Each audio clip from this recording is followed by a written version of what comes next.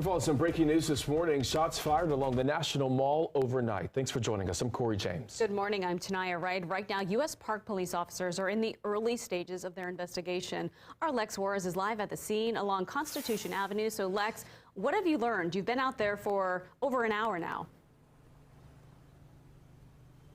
Yeah, Tanaya, Corey, you can see behind me the road is still blocked off here on Constitution Avenue. U.S. Park Police are still actively investigating exactly what happened. But what we do know is that they were called here after 1 o'clock this morning, probably 1:15, 1:20, because there were shots fired in the area. Now, when they got here, they found some cars, people who were parked along Constitution Avenue, whose cars were parked there, and those cars had bullet holes in them. There was nobody in those cars at the time of the shooting, so luckily no injuries at this time.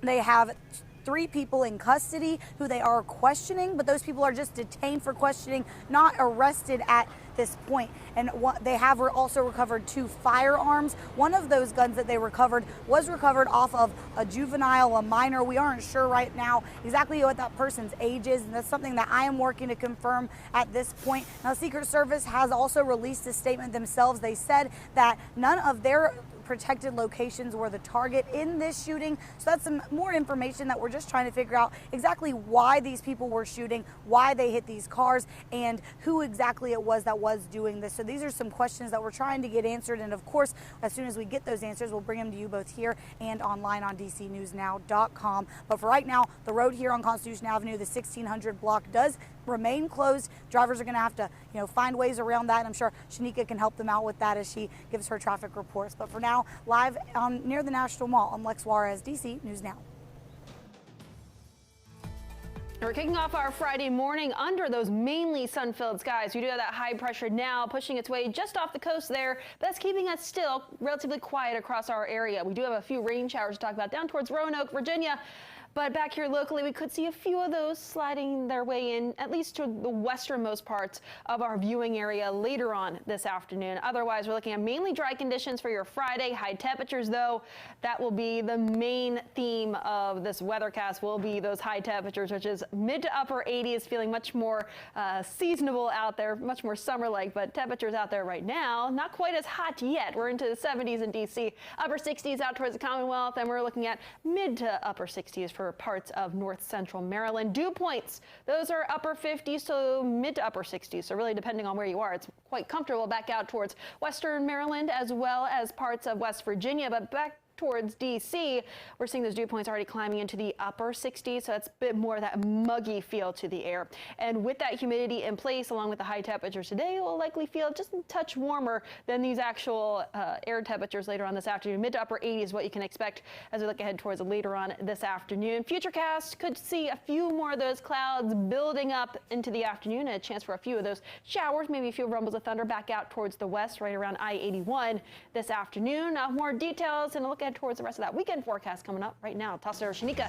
The very latest on traffic. How's it looking? It's looking pretty good, Jackie. We're looking over the 14th Street Bridge. This is 395 headed northbound. You're pretty heavy here. We don't have any construction or no type of crashes, but we are seeing just heavy volume as everyone is headed out to work or school. So northwest, Constitution Avenue, which you just heard from Lex, you still have the roadways blocked off. That's right near the Ellipse, right near 17th and Independence Avenue. There are plenty of ways to get around that. So if that's your normal way of traveling, do try to take a detour over to Greenbelt. We still have that left shoulder block on the inner loop. We have a crash right near Kenilworth Avenue, 201. But then the rest of our region is looking good so far. So earlier we were talking about a tree down off of 26 in Frederick County. That did clear. That was right near Unionville Road, and it's all green. So you're good to go in that area, guys.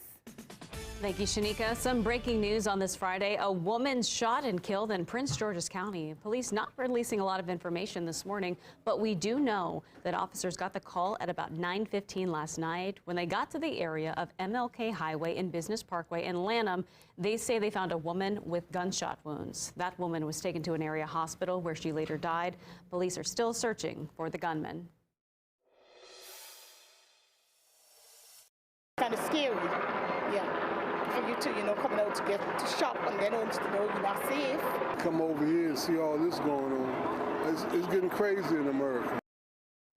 Happening now, the mall at Prince George's in Hyattsville is getting ready to reopen at 10 this morning. This comes after a deadly shooting in the food court. That shooting leaving shoppers concerned for their safety. That's right. They tell us they're unsettled and scared after the food court turned into a crime scene. Hyattsville police say a man was shot and killed at about 4 o'clock Thursday afternoon. Police initially asked people to avoid that area, but did clarify about 30 minutes later that there was no active threat to the community. Investigators are currently interviewing witnesses and working to identify any possible suspects. They say they believe the shooting was targeted. Regardless, people say they feel unsafe and they're asking police to do more. Have more security, beef up security. People need to be aware of the surrounding, Police are also calling on the community to put a stop to the violence and to help them find the suspects in this shooting. Happening today, protests outside of the Justice Department will call for an independent investigation into the killings of 2 men. This is going to be hosted by advocacy organization Harriet's Wildest Dreams. It is set to start at 12:30. The 2 men, Kevin Hargrave Sherd and Lazarus Wilson, were both shot by police. Officers believe Hargrave Sherd was involved in a shooting, and they say he did not follow their commands. The officer who shot him has been put on leave. Wilson was shot and killed at the wharf by Commander Jason Bagshaw, who was off duty at the time. Both of these incidents happened in July.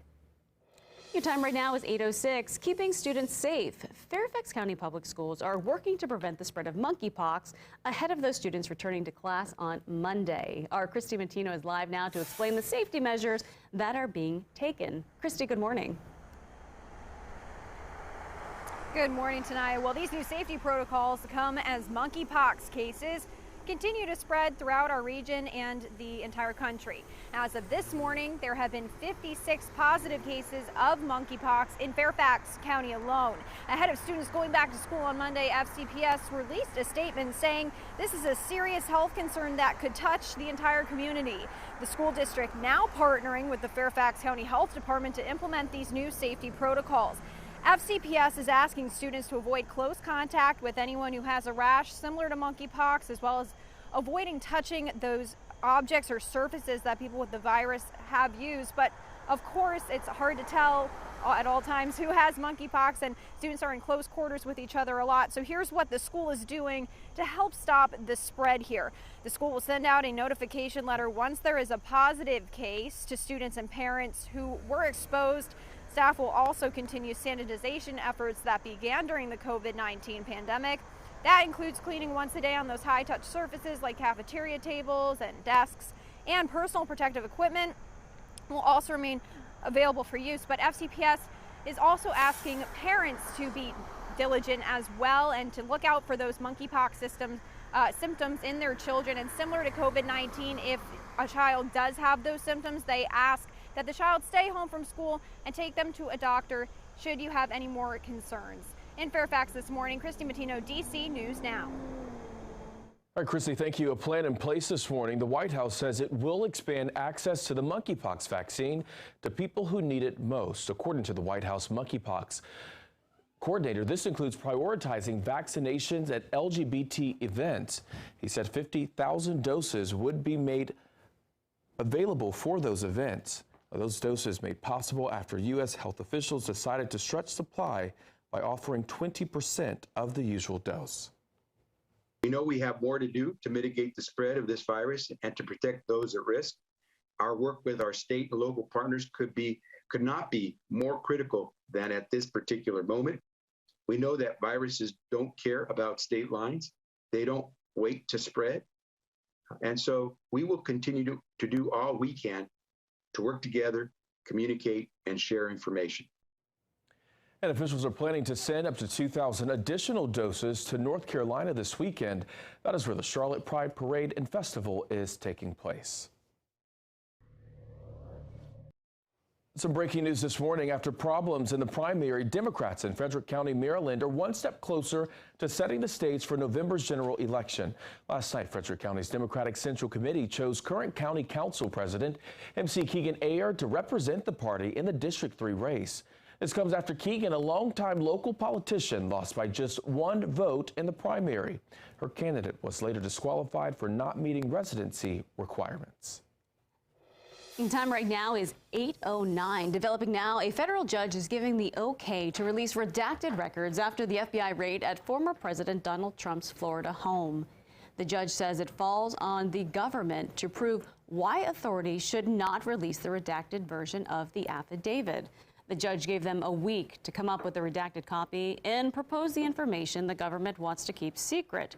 One of the arguments against releasing those records, potentially harming the DOJ's investigation and putting witnesses at risk. Lawyers for media companies in the case say that the judge is going to keep all of this in mind.